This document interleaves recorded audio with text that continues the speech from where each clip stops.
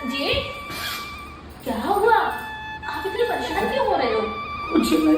आपको पता है ना, हमारी शादी को आज पूरे 20 साल हो गए।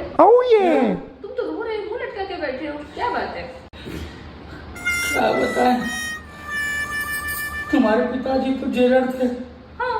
जब हमारे पास तुम्हारी शादी के लिए आए तो कहें हमारी बेटी से शादी कर लो, वरना तुम्हें आजीवन कारावास की सजा दे देंगे, पूरा जिंदगी जेल में सड़ना।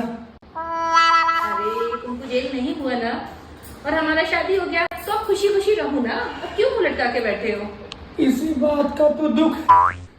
काश उस दिन तुम्हारे पापा से हिम्मत करके हम मना कर दिए होते तो आज हमारी उम्र कैद की सजा भी खत्म हो गई होती और आज हम आजाद हो गए होते हैं।